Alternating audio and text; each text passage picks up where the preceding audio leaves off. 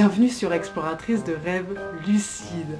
Alors d'abord j'ai une petite annonce à te faire parce que comme tu le sais, hier j'ai relancé ma formation Apprendre à faire des rêves lucides régulièrement et je sais qu'il y a pas mal de personnes qui ont été intéressées par la formation hier mais qui se sont trouvées confrontées à un problème qui est de se retrouver devant la page PayPal pour payer et de ne pas pouvoir payer en carte bleue. Alors c'est vrai que c'était un peu galère pour trouver le bouton.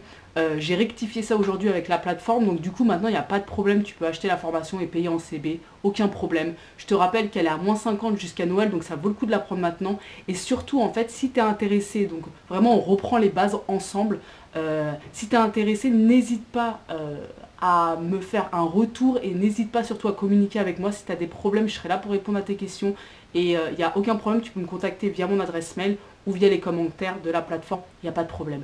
La deuxième info, c'est que je t'ai écrit un guide des meilleures méthodes d'induction pour faire des rêves lucides. Ça fait une douzaine de pages à peu près, je reprends les bases aussi, je reprends toutes les méthodes d'induction, je te dis étape par étape ce que tu dois faire pour les pratiquer au mieux et je te donne mes conseils. Ça c'est complètement gratuit, tu as juste à cliquer sur le lien en description, à t'inscrire à la newsletter et je t'envoie ça dans les 30 secondes qui suivent dans un deuxième mail. Ok, donc maintenant que ça c'est dit, on passe à la vidéo et en fait aujourd'hui je voudrais te parler des faux réveils.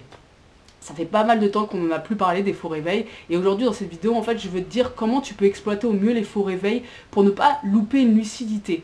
En fait ce matin je discutais en commentaire avec Wolfen Darkist, je crois qu'il s'appelle Wolfen Darkist, voilà, qui me disait qu'il a fait un rêve lucide, donc déjà c'est trop cool. Et en fait il s'est retrouvé confronté à un truc que pas mal de rêveurs lucides rencontrent au cours de leur pratique, c'est un faux réveil. C'est-à-dire le faux réveil c'est quoi? Tu te réveilles, tu es dans ta chambre, ok, tu te souviens de ton rêve, etc. Et puis là, tu te réveilles. Et en fait, ce qui s'est passé, c'est que tu as fait un faux réveil. Tu t'es réveillé à l'intérieur de ton rêve. Et c'est troublant, parce qu'en fait, quand tu te réveilles et tu fais un faux réveil, tu te réveilles où? Dans ta chambre, dans la chambre dans laquelle tu es en train de dormir. Donc c'est pas facile de comprendre que tu es en train de faire un faux réveil.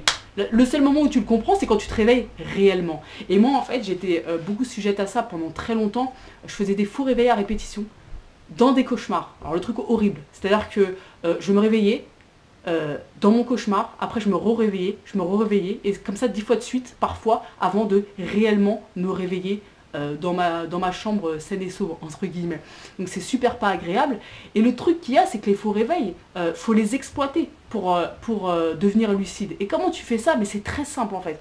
Il faut se faire un ancrage, un vrai ancrage. C'est tous les matins, à chaque fois que tu te réveilles, ou pendant la nuit, à chaque fois que tu as un réveil, c'est de faire un test de réalité. Ça doit devenir une habitude. C'est-à-dire que ça doit être le premier truc que tu fais en te réveillant. Tu ouvres les yeux, tu fais un test de réalité. Pourquoi? Bah tout simplement, au bout de quelques semaines ou de quelques mois, quand tu auras ancré ce geste, que toi, ça sera un automatisme de faire un test de réalité en te réveillant, bah le jour où tu fais un faux réveil, qu'est-ce qui va se passer? Tu as ton ancrage, tu vas faire un test de réalité. Et là, on espère que tu tiltes et que tu te dises « il y a quelque chose qui est bizarre sur ma main » ou j'arrive à respirer, etc. Tu fais le test que tu veux.